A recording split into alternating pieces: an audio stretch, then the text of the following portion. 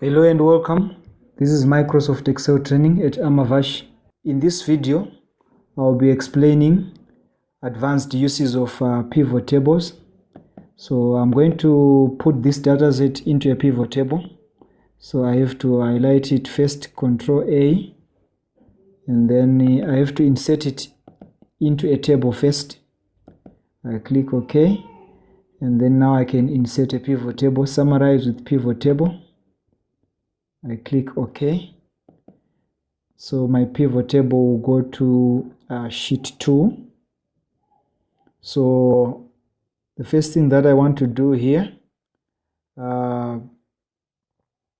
is to analyze by item type on the rows, and then I'll have the revenue that is being generated on each item type as the values, and then I'll then take region and put it under the filter. Let me format this column. I just need to commarize it and reduce the decimal places to 0, like that. So the next thing that I want to show you is how a filter works. So you remember that this field called region, I put it here in the filter. If you click the arrow to the right, you see that there are values inside the filter. So these are basically the world regions. So if I pick one region, the data that shows here is data for that region only. If I pick another region, this is now data for 2 regions which I selected here. So that's how a filter works. So I have cleared my filter. You can also click clear filter to clear any selection that you would have done. I want to add the country on top of the food types. So I'll take country and put it on top here. So just make sure you put it on top of item type here. So there we go. We have country on top of item types. So you see that under each country there are item types that comes beneath. So next I want to show you how you can change this layout. So there we go. You go to design, and then from design you go to report layout, and then you select any one of these 3 options. So right now we are in compact form. We can go to tabular form. So that's how tabular form displays the data. So this is normally the most preferred layout because it doesn't display items beneath, but it displays them to the right. Let me also show you how you can link a slicer to a pivot table. So you just click inside your pivot table here, and then you go to pivot table analyze, and then you click slicer. So you can put a slicer for the country, and then you click OK. So there you go. So you can modify your slicer. If you click your slicer like this, and then you go under columns here, you can increase the number of columns from 1 to 2 to 3. So let me expand my slicer so that you see what it means to add more columns. So there you go. So if you decrease to 1, you get 1 column. If you increase like that, you get more columns. So there you go. That's your slicer. So what it means is that you can select one country at a time like that, or you can select many countries by pressing shift, and then you begin to select the countries that you want. You can also insert what is called a timeline. So you click inside the pivot table, and then you go to pivot table analyze, you go to insert timeline, So timelines are only inserted on a date field or on a time field. So in this case, I just have the date. If you look at the data, you're going to see that we have got a column for date. There we go. Okay, so this is our timeline. So what a timeline does is that it allows you to filter your data based on a specific time period. So I'm sure you can see that I've got options here. So you can take years, or you can take quarters, or you can take months. Okay, so if you've got a scroll bar here, just make sure that you scroll to the very end here, so that you begin to select specific time periods. I'm sure you can see that as you select those time periods, your pivot table will be changing here. The display will be changing.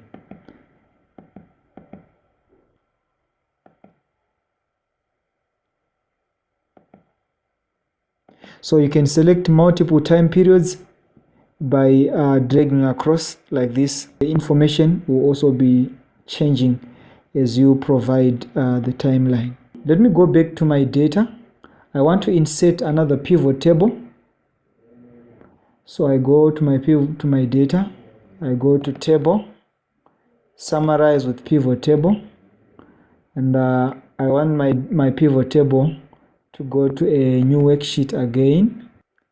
I'll take revenue again to the rows, but I'm sure you see that as I take revenue and put it on the rows, I just get a list of all the entries.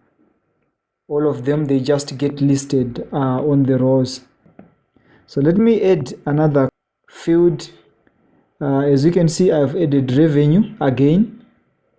But this time around, I don't want it to be sum, I want it to be count. So you right click here, and then you go to field settings, and then you, instead of sum, we had sum, you want the count.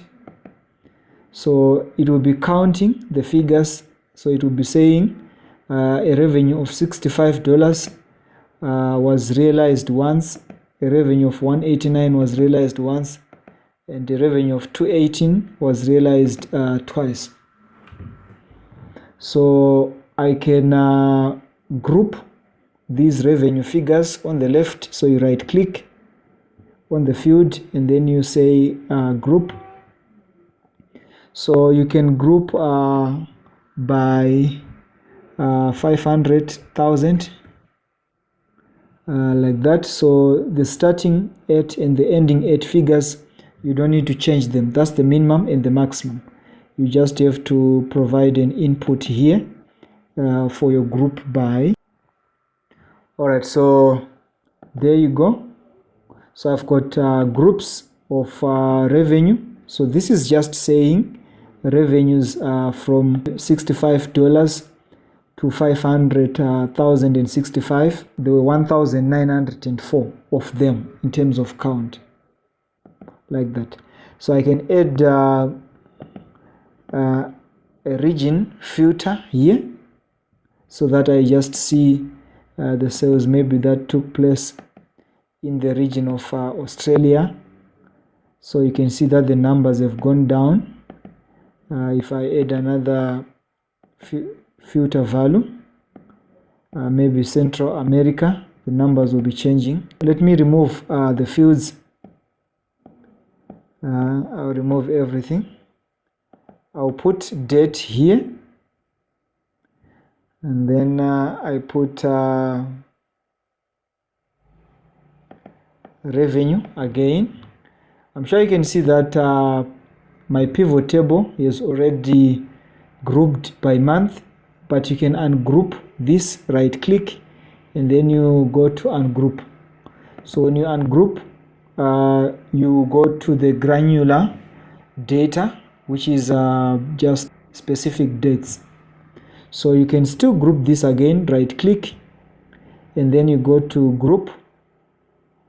So you can group by You can group by months or by quarters, whichever is relevant to what you'll be doing. So let me group by quarters.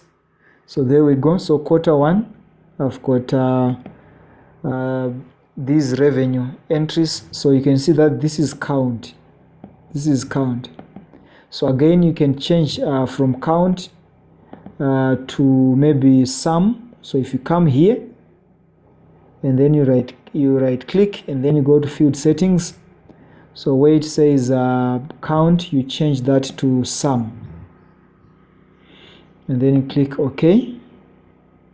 Once again, you can also change that to maybe a percentage. Just come here, right click, field settings, and then here you now go to show data as, and then you go to this input box. There is a drop down there where it says no calculation, and then you pick percent of column total. If you take that one and then you click OK, you see that you get percentages. Quarter one contributed 24% of the total revenue. Quarter two contributed 24 again, 25% for quarter three. So I want to create another pivot table. I'll go back to data 2. That's where my data is. I'll insert another pivot table. I go to table, summarize with pivot table.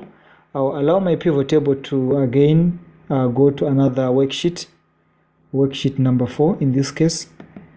And then I want to take country here and put it down here. And then I take revenue again and put it here. So I don't want the count. It gives me the count, and you can see that is the count. So you can change the settings here. Right click, field settings, and then you take the sum. I want the sum of the revenues, and then I can format that column to just 0 decimal places. I'll take region and put it in the filter. So I also want to show you another very efficient way of using the filter.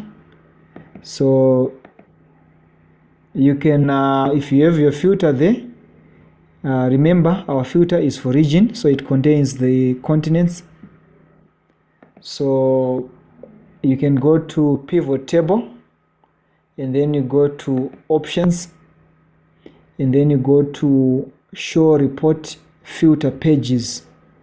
So what this is going to do is that it is going to separate this data using these regions.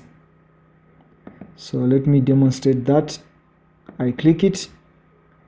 It will tell me that show all pages of region. So I'll be separating this whole data in the pivot table using region. So if I click OK, you're going to see that I've got all these worksheets that have been created, and you see that each worksheet, this one is for Asia, that was region for Asia, this one is for Australia and Oceania, this one is for Europe, this one is for Middle East, this one is for North America, this one is for Sub-Sahara.